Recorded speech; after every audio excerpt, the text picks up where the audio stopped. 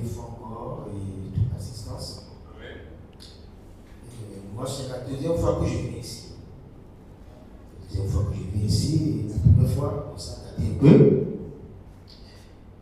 Et aujourd'hui, j'ai été invité par quelqu'un, la même personne, deuxième fois, et j'ai dit, bon, je vais essayer de participer à cette conférence.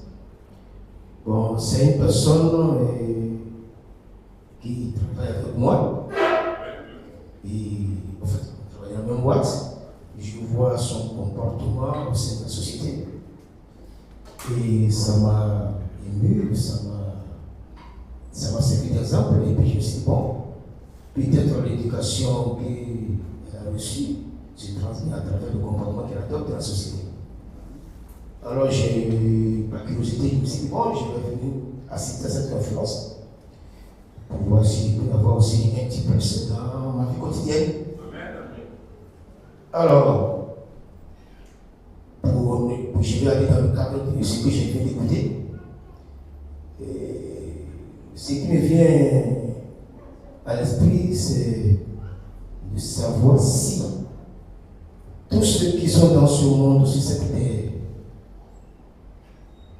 qui ne sont pas de cette confession religieuse, nous sommes là, qui n'ont pas reçu une telle information, sont-ils vraiment des chrétiens ou bien ils servent d'autres dieux sans le savoir? À l'image catholique, à l'image des musulmans, à l'image de beaucoup d'autres confessions religieuses. Sont-ils réellement des catholiques, bon, des chrétiens, des enfants de Dieu, dignes de ceux dont ils servent le vrai Dieu? Ça, c'est ma première question. Quel comportement adopter au quotidien, en dehors de l'église ou de l'assemblée, ça dépend comment vous voyez, pour se rassurer qu'on est sur le droit chemin, qu'on se rassure qu'un jour, à travers ce qu'on fait, on pourra avoir sa place à côté de Dieu le Père. Tout simplement ça. Merci. Pour vos deux questions, la première c'est de savoir ceux qui sont en dehors de ces messages de William Branham, si ils sont perdus ou ils iront au ciel. Je crois que c'est cette idée-là que vous avez. Il faut faire la différence. Il y a deux choses. Il y a le salut que le Seigneur a donné à certaines personnes et il y a la promesse de l'enlèvement. En ce qui concerne l'enlèvement, c'est uniquement ceux qui ont reçu les messagers que Dieu a envoyés dans notre génération, c'est-à-dire William Branham. Ceux-là, ils seront enlevés avant que les grands jours n'arrivent. Parce que ces jours-là, ça sera les jours de la grande tribulation. Mais il y a des vierges folles qui seront sauvées. Ça, c'est tout un enseignement. Il y a des vierges folles qui seront sauvées. Donc, il faut faire la différence entre le salut et l'enlèvement. Le message ici est venu pour préparer l'épouse de Jésus-Christ pour l'enlèvement. Mais en ce qui concerne le salut, il y a des gens qui sont dans les églises catholiques, les autres églises et tout ça, à qui Dieu donnera le salut par rapport à la foi qu'ils ont et à certaines œuvres aussi qu'ils ont faites. Parce que Jésus a dit que si tu donnes même un verre d'eau à ces plus petits qui croient en moi, tu auras ta récompense. Et Frère Branham dit qu'il n'y a pas d'autre récompense pour le Seigneur que le salut. Donc voilà ce que je peux dire. Et il ne faut pas oublier que du temps de Noé, Dieu n'a sauvé que les gens qui sont rentrés dans l'arche. Et ils étaient seulement 8. Et Jésus dit que cela se répétera encore au temps de la fin. Dans Luc 17, 26, il dit ça jusqu'au verset 30. Ce qui arriva du temps de Noé arrivera pareillement. Du temps de Noé, il n'y a que 8 personnes. Imagine-toi, le monde entier a été détruit. Et quand il a détruit Sodome et Gomorrhe et tout, il a fait sortir seulement Lot et ses 2 filles. Et tous ceux qui étaient là-bas et tout ça a été calciné. Et n'oublie pas que c'est le même Dieu, il n'a pas changé. Donc il agit toujours de la même manière. Donc le nombre de gens, ce n'est pas ce qui est important. Il peut détruire le monde entier et tout ça et sauver une personne. Et la deuxième question, quel est le comportement qu'il faut avoir Non, il faut seulement accepter Christ. Parce que vous ne devez pas faire l'effort vous-même. Il faut accepter Christ. Regardez ce que Paul était. Paul était un meurtrier, mais quand il a rencontré Christ, il a dit, ce n'est plus moi qui vis, mais c'est Christ qui vit en moi. Et nous tous là, on avait un certain comportement, mais quand on a rencontré le Seigneur a changé notre comportement. Voilà ce que je peux dire. Merci pour vos questions. C'est quoi le message de William Marion Branham?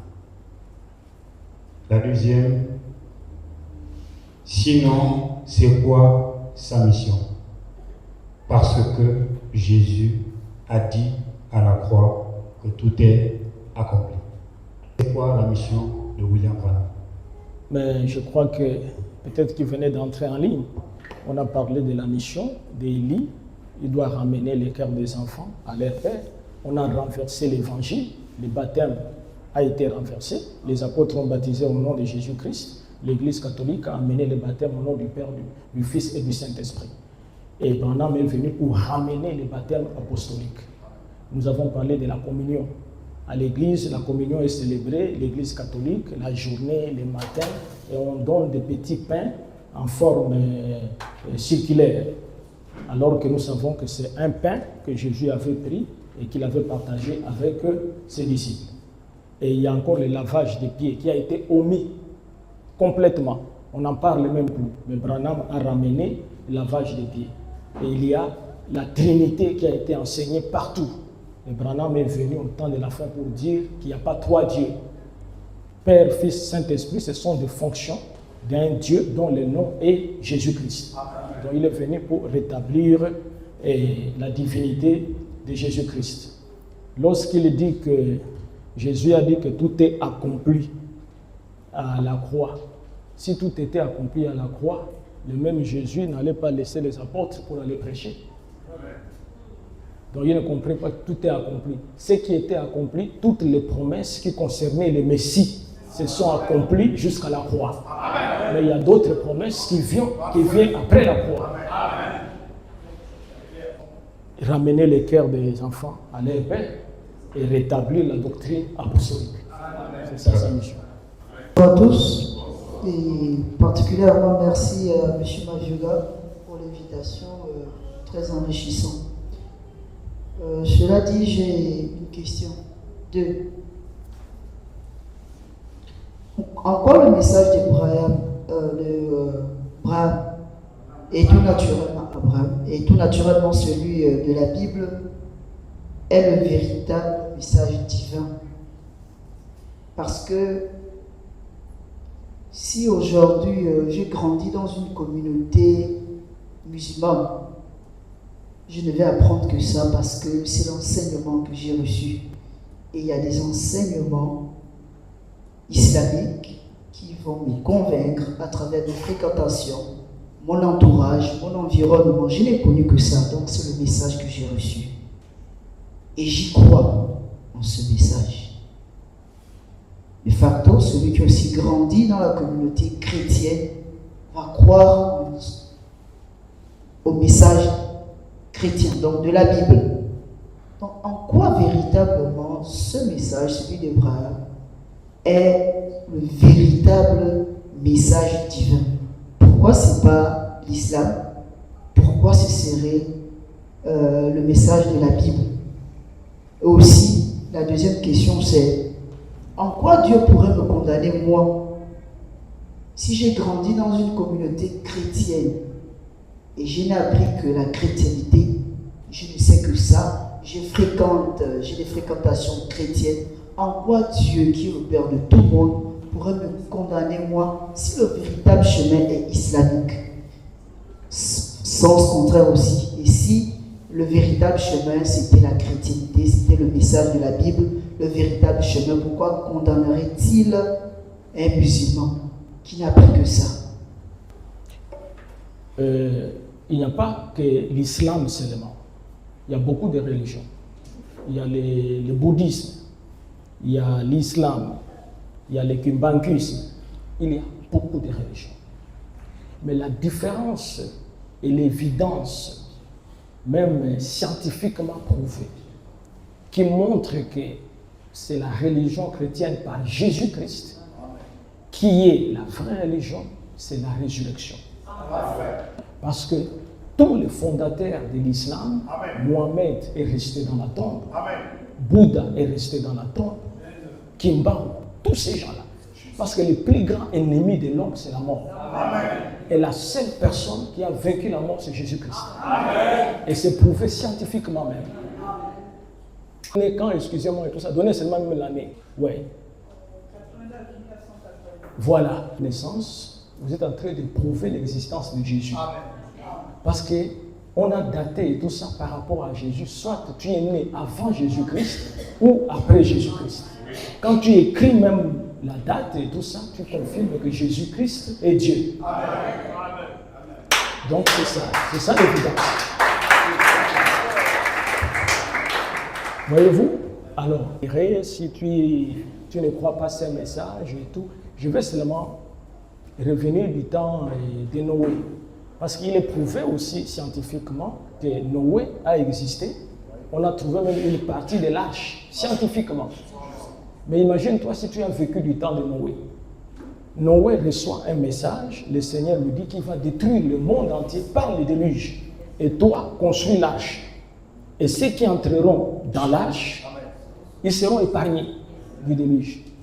Mais imagine-toi, la Bible dit qu'il y avait le Fils de Dieu du temps de Noé, il y avait beaucoup d'églises. Mais les gens ont dit, mais quoi? Comment Noé pense que Dieu peut détruire tout le monde ici? Moi ici, je suis ici dans la communauté. C'est le même Dieu. Noé leur dit, même si tu es dans une communauté, si tu n'entres pas dans l'arche, tu vas mourir.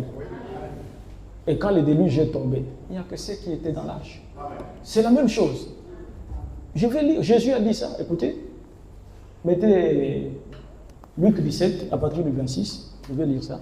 Il verra de même au jour du Fils de l'homme. Les hommes mangeaient, buvaient, se mariaient et mariaient leurs enfants, jusqu'au jour où Noé entra dans l'arche, les déluges vint et les fit tous. C'est écrit tous. C'est-à-dire que tous ceux qui étaient en dehors de l'arche sont morts. Donc si je tenais la conférence que j'étais avec Noé, tu me poserais cette question-là. J'allais te dire, si tu n'es pas dans l'arche de Noé, tu vas mourir. Amen.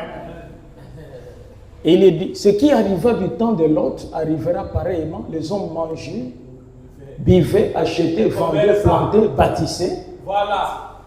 Mais le jour où Lot sortit de Sodome, une pluie de feu et de soufre tomba du ciel et les fit tous périr.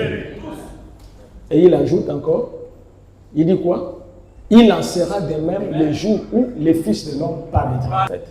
Et il s'est manifesté aujourd'hui par William Branham.